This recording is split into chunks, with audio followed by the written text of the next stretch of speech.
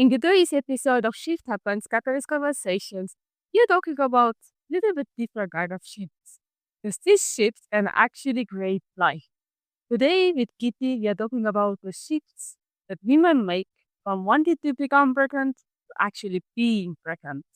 So this episode is not only for women, I guess it's also for men, just to know how female bodies function and how this is also very much about the mindset, because it's not only about the body. There's always so many different layers: the mind, the emotions, the soul, whatever. But Kitty will tell us all about it quite soon. And first, because this is about shifts and transformations, maybe tell us about some kind of shift or transformation that happened to you either recently or something that you consider as this major big transformation in your life. Anything you want to share? Yes. First of all, thank you for the invitation. I'm really happy to be here and then share a little bit from my journey and from the journey of the women who I work with. So, a shift that happened in my life, right? Or a transformation that happened in my life. I can think of two examples.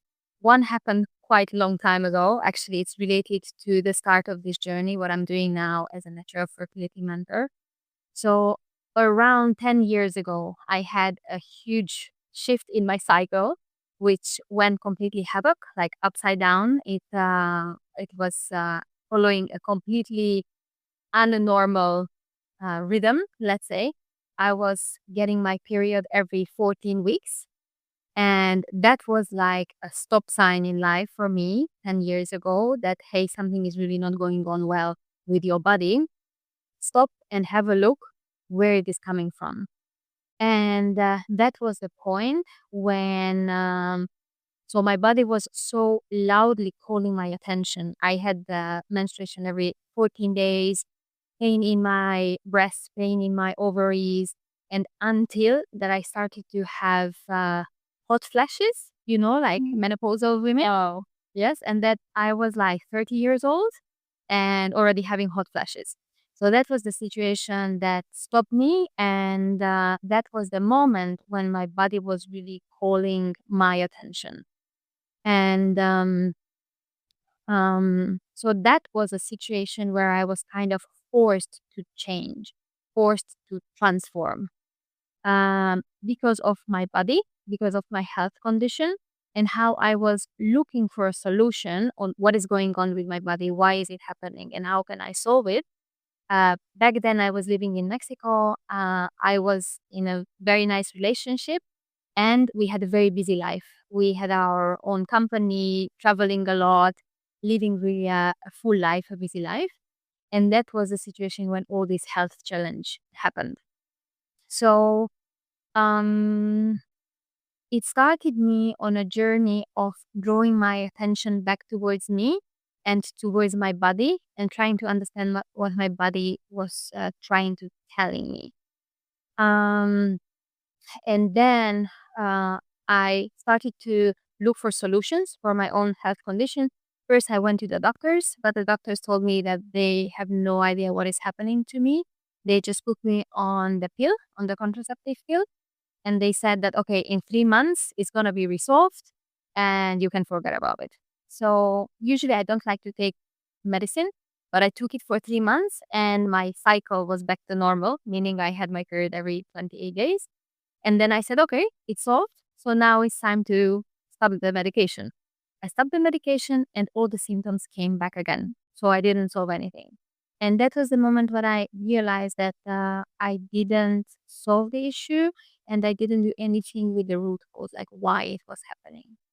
And then I tried to find other help, other methods that would actually do something with the root cause. And that could be a solution for the long period, for the long term.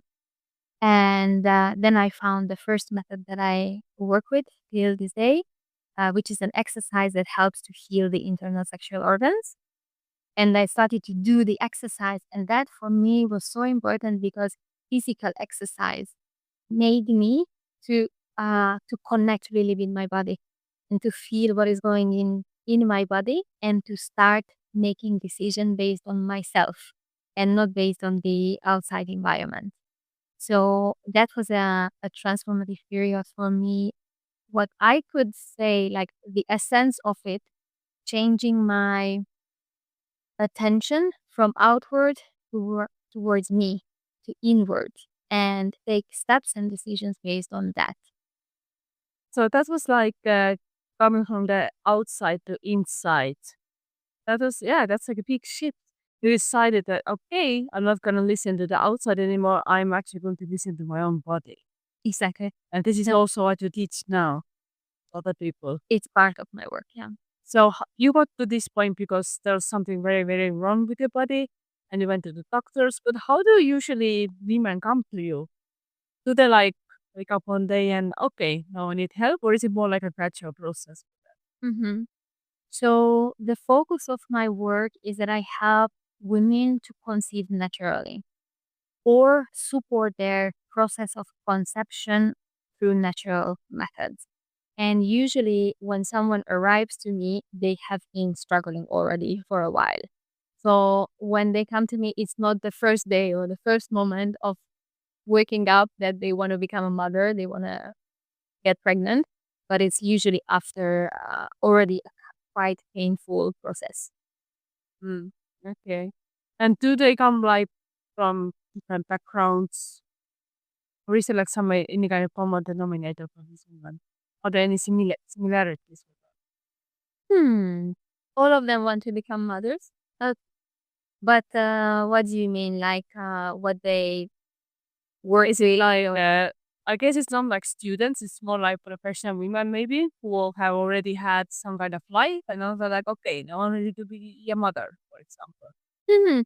Yeah, they are in that stage of their life that they feel that this is the next step. Yeah. So how do you start with them? What do you do with them? So I have a complete process of a 14-week pre-trimester program that is made for mm, making their body and also their life baby ready. So the first part of this whole program is an evaluation on how they are at the moment, like today. How is their fertility? But it's not just about the fertility. It's how their whole health is.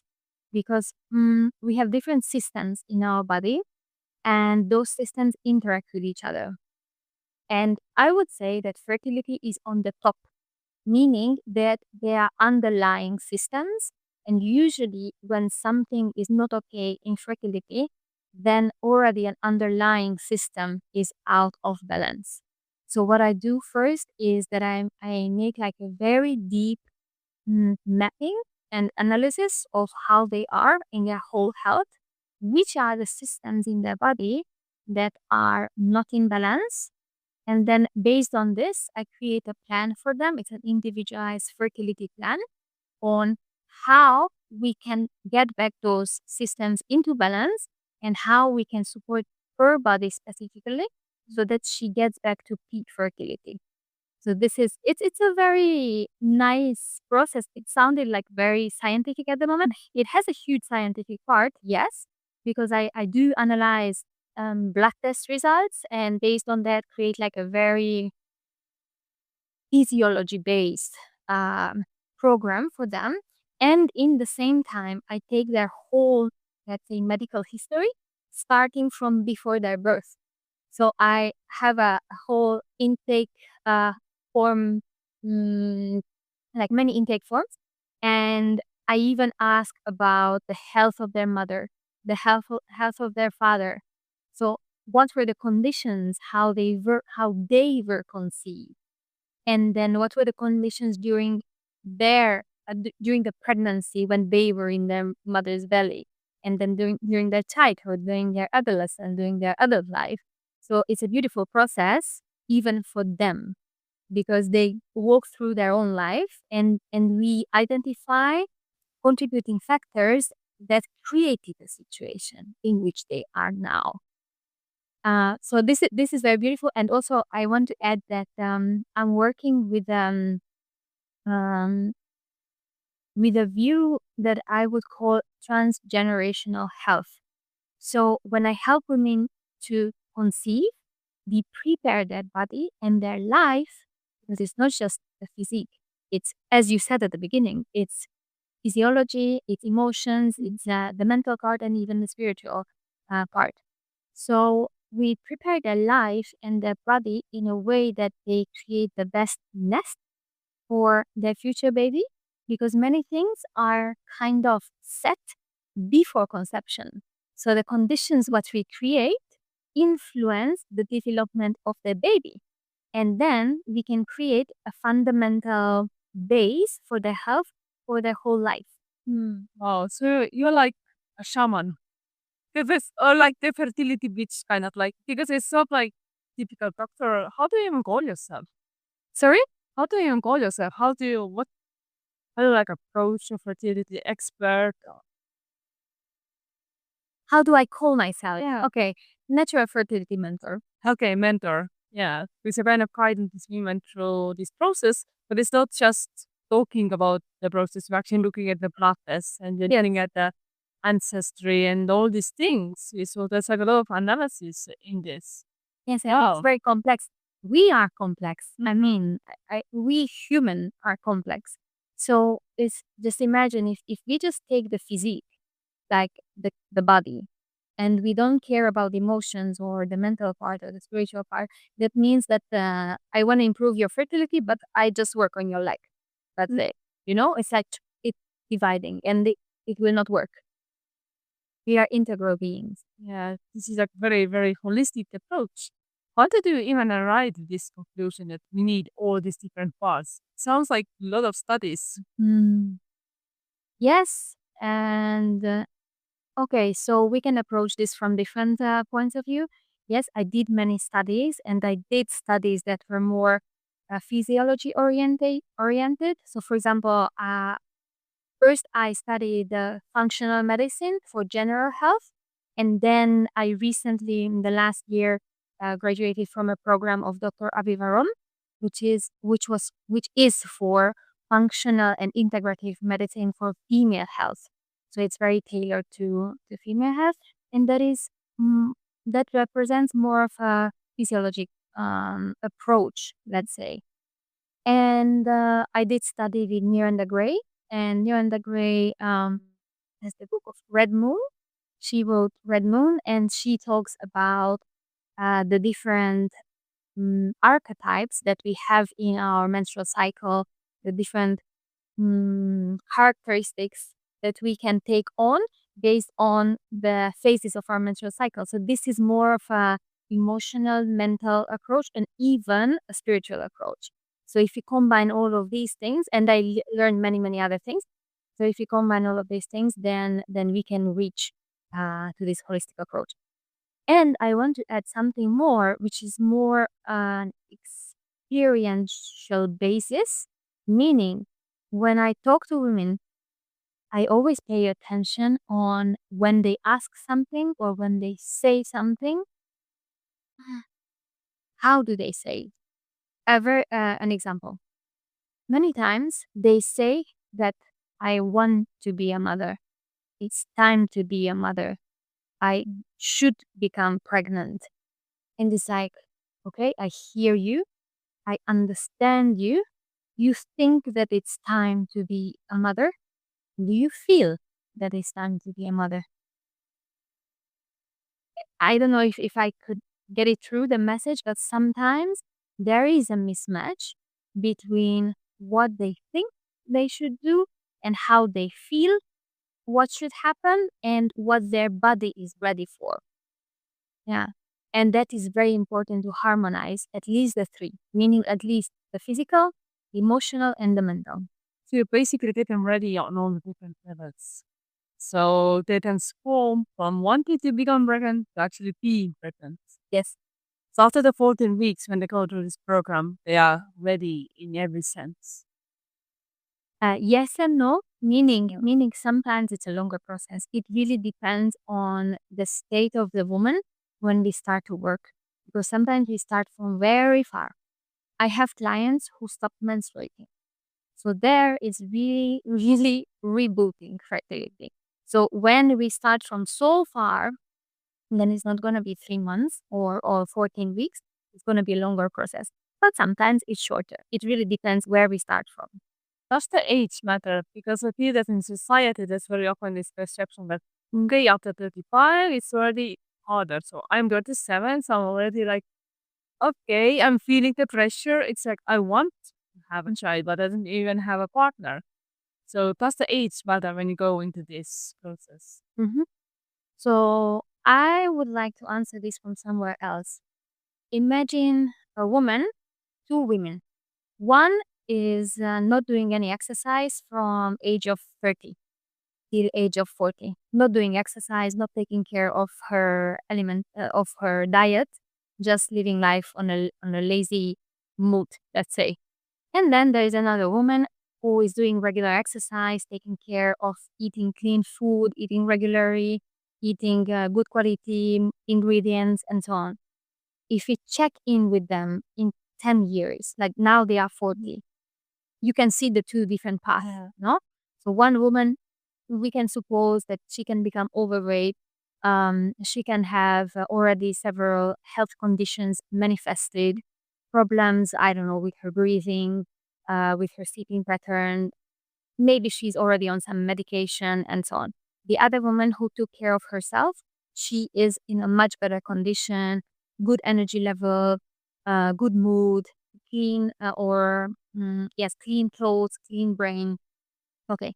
So because there used to be a thinking that our physical condition deteriorates with age. Yes, that used to be the thinking. But by now, we know that if we do exercise, if I eat the good food, if I do my lifestyle well, then I can take care of my physical condition. But this is in mainstream knowledge by now around general health, around general physical condition. Yes? So there is something similar happening in the realm of fertility. With that, I want to say that we have tremendous power on our fertility. And with our everyday choices of what I eat, when I sleep, how much I sleep, do I do exercise, and so on, do I take those micronutrients that my body needs to produce a healthy egg, and so on, I can contribute to have a good fertility or I can destroy or deteriorate my fertility. And I do have clients who have better fertility with 40 years old than with 31 another. Okay, so this is a very, very important message that we have much more influence in our fertility than what we usually think based on what is in the mainstream information. And yes, with age, there is an increasing importance of taking care. So I don't want to say that it doesn't matter what we do, we will have great fertility even when we are, I don't know, 45 or 50 or something. Yeah. So we need to take the right actions, but if we do them, we can conserve and prolong our fertility a lot. So basically the same things that goes for the general health, regular sleep, nutrition, exercise, these are also contributing to fertility because they're contributing to your body. And you also mentioned like having this clear brain, clear thoughts, so we're also working on your mindset, maybe doing some meditations and breath work. So it's general stuff actually. Yes, yes, this is the basis of our health. And if we can conserve our health, that's already a very good foundation for our fertility. We don't stop there, of course, but if we don't have these things right, everything starts to go out of balance. So is there anything on top of all these general guidelines, something like maximize the fertility as a woman?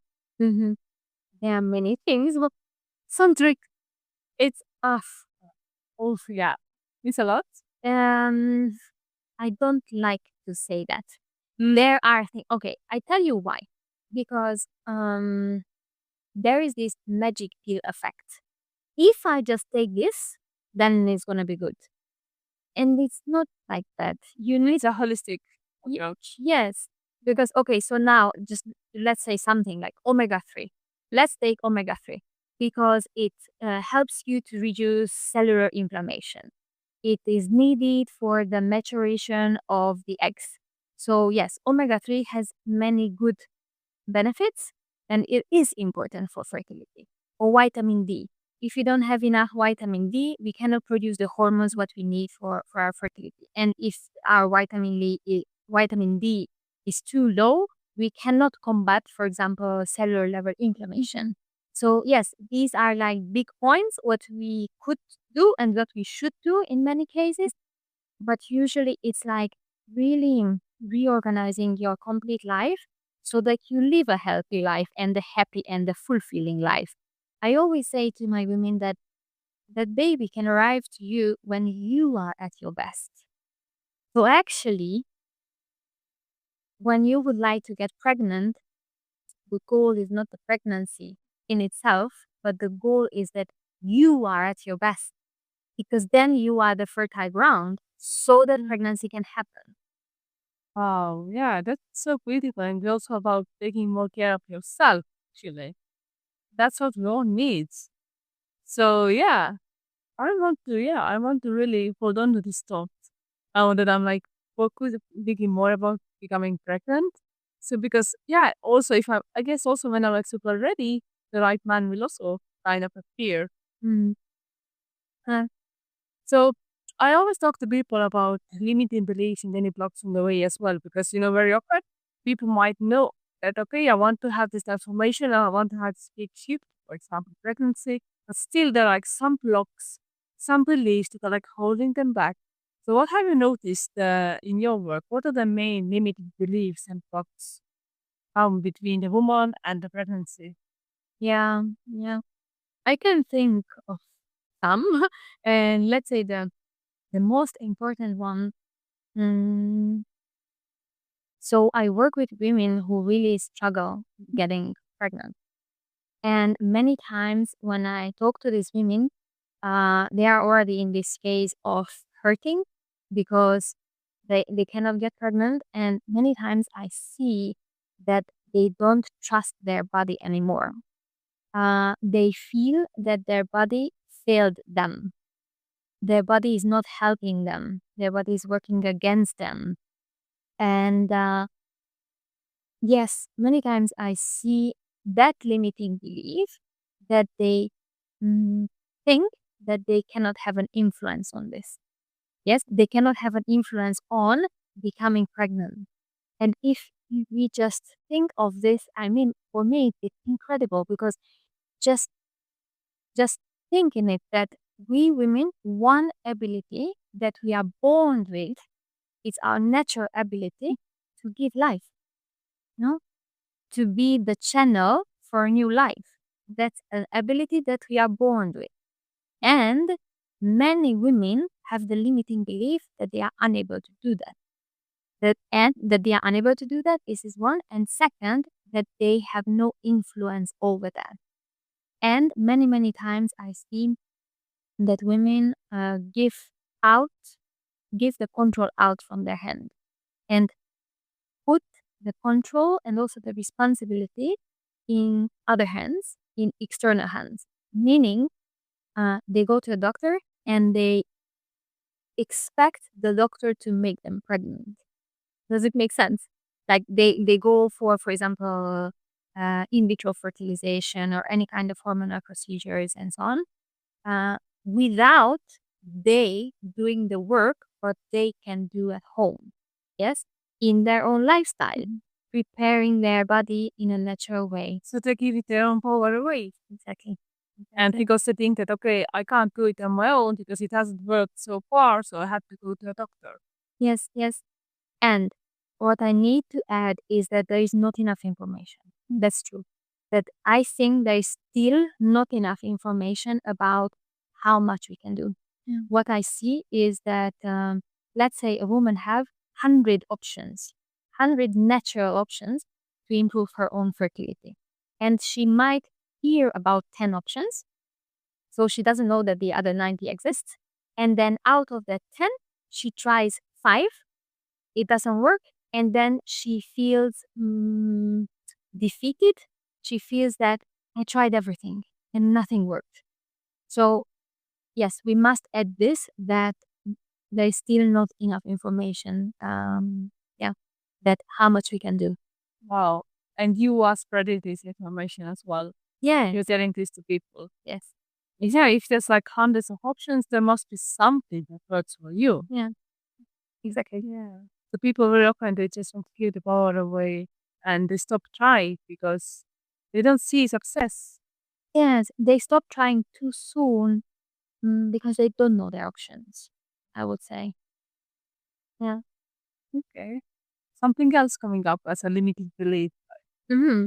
The age maybe is coming up as a limiting belief. It's like, okay, I'm too old. That's no hope for me. Yes. That's like a lot. Uh-huh. Exactly. Yeah. And it's very scary. Very, very scary. You know, all these stats, the statistics that which are those age like in 35, at 40, 42. These are like milestones, like their fertility drops, fertility drops.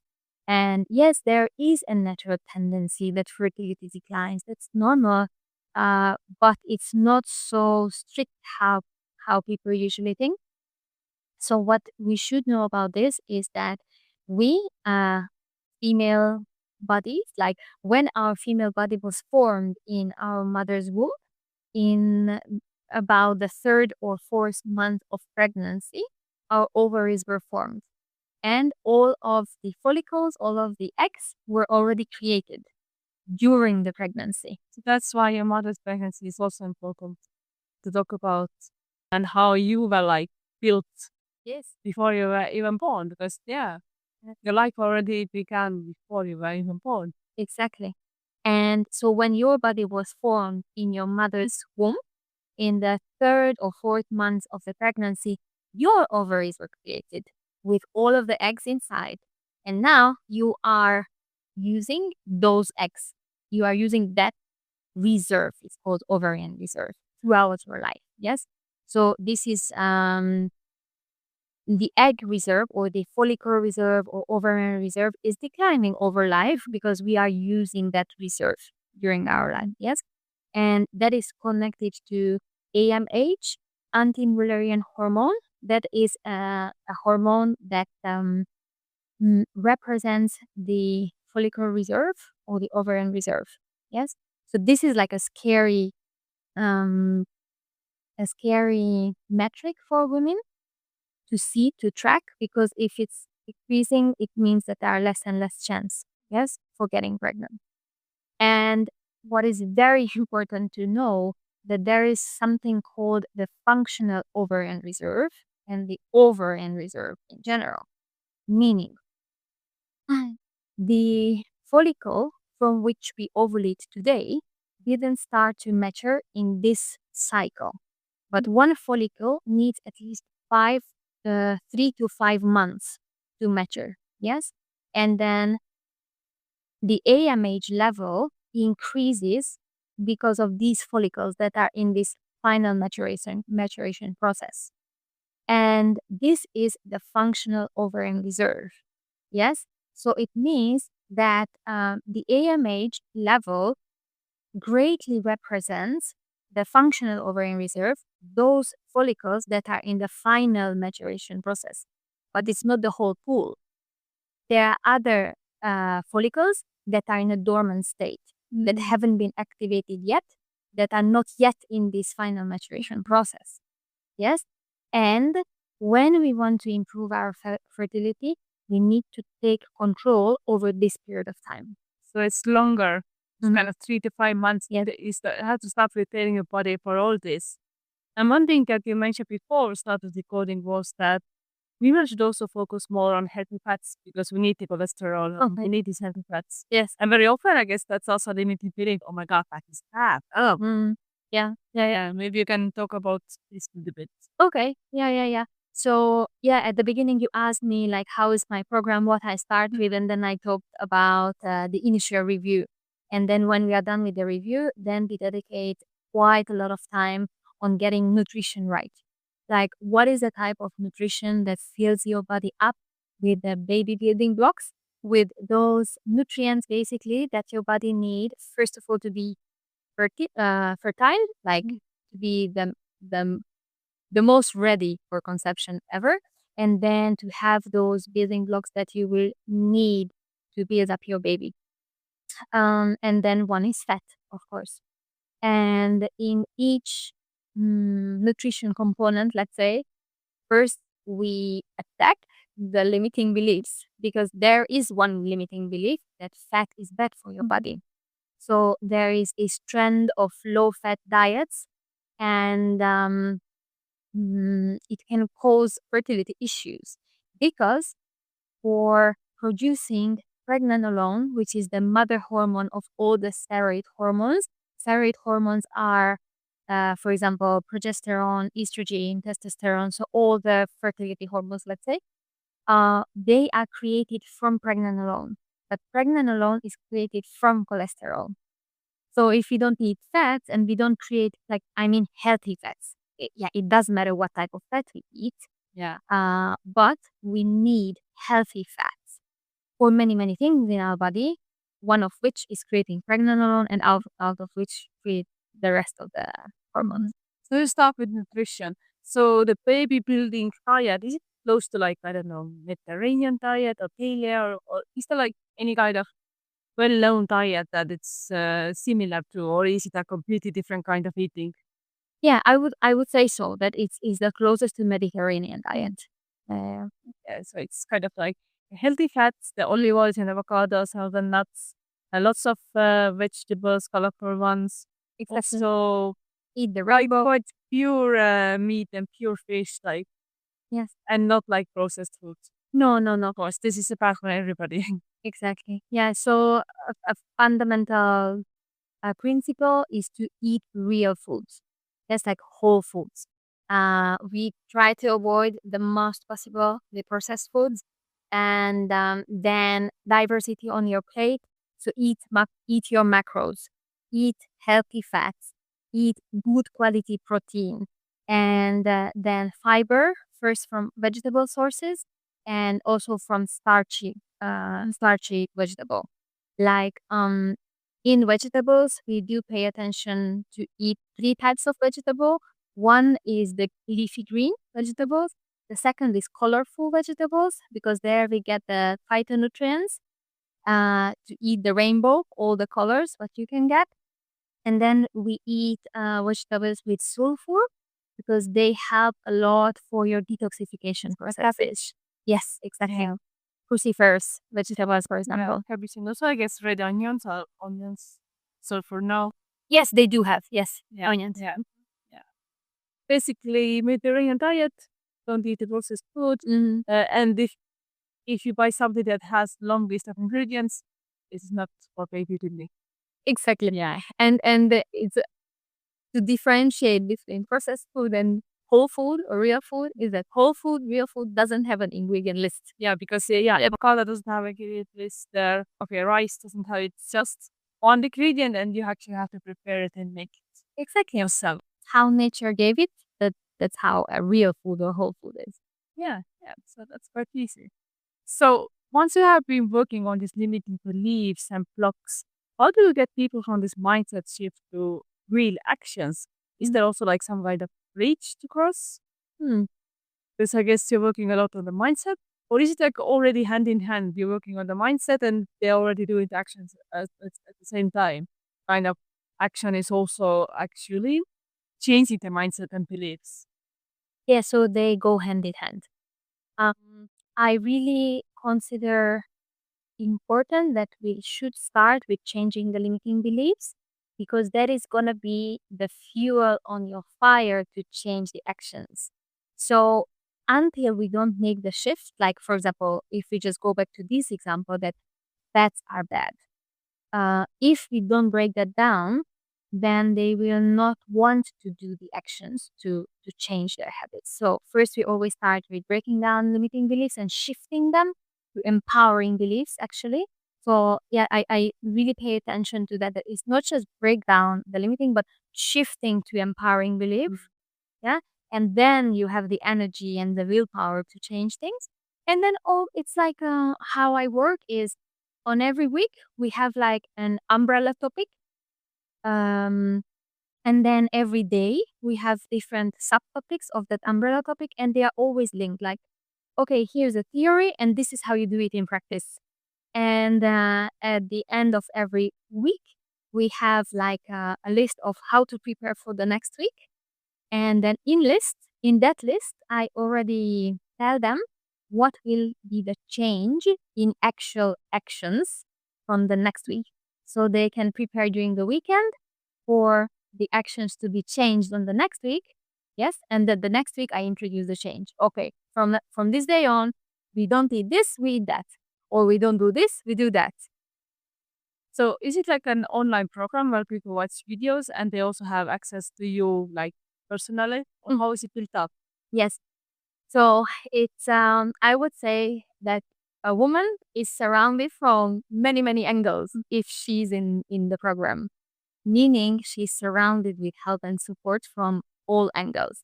That means, in concrete terms, that yes, there is an online surface of the program where there are a lot of information, a lot of knowledge that each and every woman should know. So there is like a core part of the whole program that everyone should know. Yes. And then during the 14-week long program, we do individual sessions, one at the beginning, one at the middle, and one at the end. So they have one-on-one sessions with me at the beginning, at the middle, and at the end. And we have group sessions throughout the whole program. Every Tuesday and Thursday at the moment, it's like that. And those group sessions are magical because those are the moments when all women meet. And it's not just me and she, but it's us. And everybody shares their experience. And it's so beautiful because sometimes some person is down, but another one had just had a great breakthrough or a good experience or something. And then, of course, I am there to help each and every one of them. But sometimes they help each other among them. And it's just beautiful because it's an online female circle. Yeah, it's just like a sisterhood, and everybody wants to get pregnant with these sisterhoods. Exactly. Yeah, everybody actually wants to create life. Beautiful. So everybody just wants to have like this new kind of life, and these women they're like coming from all over the world. At the moment, they are all Hungarian, but they are coming from many different countries. Yes. So you're working in Hungarian At the moment, in your own like own language and on focusing, making Hungary bigger. Because if you produce more babies in there, it would be a bigger country. yeah. And I'm at the point of starting to work on an international level. Yeah. So I want to bring this knowledge to not only to Hungarian women, but to women of the world. Would you say, is there like any kind of difference if it's like a Hungarian woman or somebody from, I don't know, living in Mexico? There any kind of difference how you would approach that woman? Now you want to go international, so are you approaching the women in a different way or is everybody the same? I would say that probably with the limiting beliefs, yes, or customs, habits, traditions. Yes, for example, if we would talk to a Mexican woman, I'm pretty sure that I should approach other topics as well, or just in a different way, because it's different in the Mexican culture. Yeah. But there are things that are universal, of course, like the core of the whole methodology, I would say, it's universal, and there should be some adaptations. Yeah, I guess the food is also a little bit different in different countries, but the basics are okay. Whole foods, healthy fats, this is still like the same. Don't buy the packaged stuff and find a way how to get the whole foods and how to start cooking them. Yes. In the culture, there are like some differences how people cook this stuff. Maybe in some cultures they're using more oil and reusing it. It's not good. The oil is like, used over and over again. But still, I guess if somebody really wants to become pregnant, then we make that shift. Yeah, that's necessary. Yeah. And so first you focus on nutrition in the program. What are the other parts of this? For Yes. example. Then I work with them to, mm, let's say, to reboot the systems that are underlying the hormonal balance of the body, which is basically I work a lot on their gut health, blood sugar level, and detoxification processes. That's also connected to nutrition. it is also connected a lot to nutrition, and there are other things that we can do. For example, to have detoxification. I don't know, through skin, through sweat, through. So it goes a bit more beyond of nutrition, but nutrition has a huge part. For example, in blood sugar control. Yeah, what we eat, when we eat, how we eat. Yeah. So nutrition is kind of like the basis of everything, the foundation. Because we eat multiple times a day. I also feel that exercise is important, but we don't exercise every single day. Okay, we move a little bit, but we eat more than we move, for example. Kill more times a day usually, unless you're doing this 1 meal a day kind of approach. Yeah. Yes. So if you just think that we build up our bodies of what we put into our bodies. So yeah, this saying that you are what you eat, it's half true, because it's, yes, you are what you eat, plus you are what you eat, what you can digest from that, what you can absorb from that, and what you can sell, what your cells can take from that. So it's you are what you eat is just through the middle, let's say. But yeah. Yeah, and even if you're not doing it for yourself, think, okay, do you really want my baby to consist of candies and chips? No. So even do it for the baby. And I guess if somebody starts changing the nutrition for the baby, I feel that this will stick. So once they change the habits, this will actually stick, and they're not going back to the packaged candies and chips and all that stuff. Yeah. Hopefully. Yeah. This is actually a huge part of my own fire, because I do want to have a transgenerational impact with my work. I really see this that if we women, we can connect to ourselves before conceiving and like checking in with ourselves, like how do I feel in my life? Am I healthy? Am I happy? Do I have a purpose? And work on these topics before getting pregnant, then imagine the beautiful ground, the beautiful soil that you will be for your own baby. Well, first of all, because physiologically you will have an impact on your baby, or when your baby is in your womb, you are the surroundings for the baby. That's already like epigenetics. What is around the baby decides which genes switch on and switch off. And with that, you establish his or her health. But also, when the baby's out, when the baby is born already, you will be a huge part of his or her work, you and your husband. Yes, so you show how life is. And then if you if you feel yourself good in your skin, you are happy in your life. You show a different example than when you are miserable. Yeah, so basically you're also creating happier women. Even if they maybe don't get pregnant for some reason, in the end, they will still be happier, more fulfilled, more connected to themselves. So it's not just for the baby, it's for the whole generation of family. Yes, the society. Yeah. And yeah, also if a woman is happier, I guess it's also has an impact on the relationship that she has with her partner, with the society, with coworkers. So basically you're making the world a better place. Thank you so much. Yes, like one moment, because these women and women have a ripple effect as well. Yeah. That is also a big part of my motivation. I do see this as you said, with the rippling effect. If we can contribute to the happiness of one woman, then she will be a happier wife. Yeah. So then her partner can be happy, her as well, with her, and then the family that they form. Yeah. So and then one more thing that I would like to add here is that what I see when women only follow the medical procedures, because there are sometimes, yes, there is a need for that. So, for example, if both fallopian tubes are blocked, then there is no physical way for conception to occur. Yes.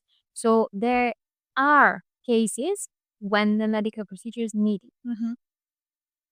And in the same time, it's so important that we do this work on our own so that we support the medical procedures success.